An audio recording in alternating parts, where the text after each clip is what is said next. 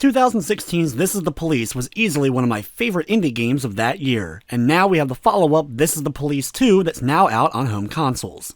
But is it time to round up the usual suspects for a great time? Or should this one just be locked up for life?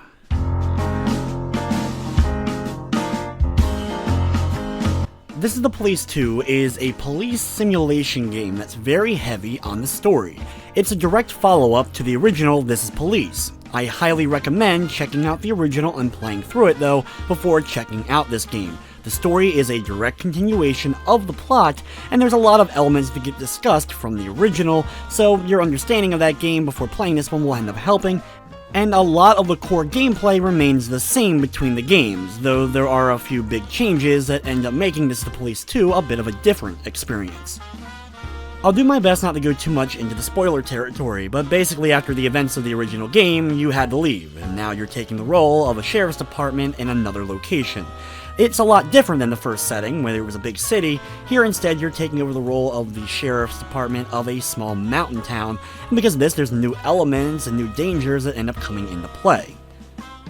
The game is very story heavy. In fact, for the first couple of hours you're dealing with mostly just story. It's honestly a bit overwhelming for those who maybe just are interested in checking out the whole police management aspect, which is one of the reasons why I say checking out the first one will help, since it doesn't take as much to get into that game as it does here in This Is the Police 2.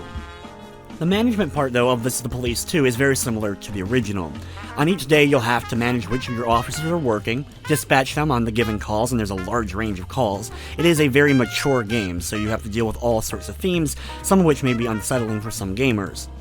When officers are dispatched to a call, depending upon the type of call it is, you're then given options on how to deal with the situation, some more realistic than others.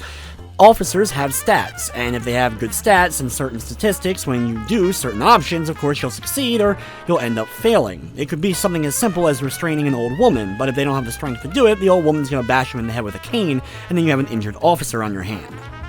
For completing calls though, they do earn experience. They can then level up their stats, so eventually you can have an officer who's all around great and everything, or still have that bumbling idiot on the force who can't do anything right.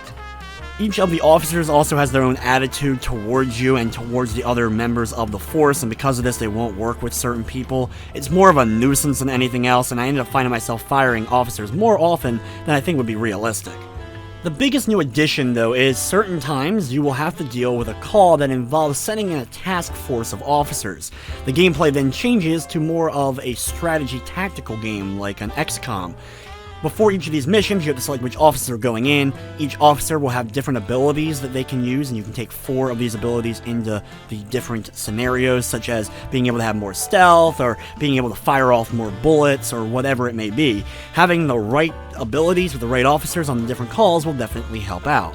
The thing is though, the gameplay comes to a screeching halt during these moments, which I feel like a lot of gamers won't end up liking, especially if you played the original that didn't include these may be a bit off-putting to you, and if you don't decide to do them, you take a huge penalty, so you have to end up completing them in order to be successful in the game. These aren't awful by any means, but it's a bit different than what I was expecting going into the title.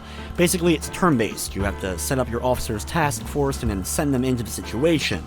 Each building will have windows or doors and different ways that you can decide to attack the situation at hand, with more severe circumstances and consequences happening as you make it farther into the game.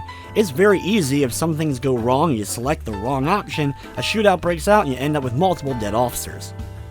The investigations make a return as well, where you have cases that will take multiple days to try to string together all the evidence and come up with the actual solution. So overall, you have a nice little mix of police simulation, tactical strategy game, and then even a bit of puzzles thrown in. Because of the new additions of This Is the Police 2, this is going to end up being one of those mixed bag kind of games. There's going to be some that see the tactical elements as a great addition that makes them go out and actually check out the game, whereas just more of the tech stuff they saw in the original wasn't as interesting. Whereas there's those who love the original that see the new tactical parts as slowing down the game and doesn't really keep with the same theme. Thankfully though, from the technical side of things, the game ran smoothly. I didn't run any crashing or other major glitches. This Is the Police 2 is on PS4, Xbox One, and Nintendo Switch for $29.99. It does feature a Platinum Trophy on the PS4. Overall, I still largely enjoyed This Is the Police 2. I honestly don't find it quite as enjoyable as the original game, even though I actually like the setting better this time around. With everything said though, I'm going to be giving This Is the Police 2 on the PS4 a 7 out of 10. That's going to wrap up this review though. I'd like to thank you for watching, and of course, I hope you enjoyed.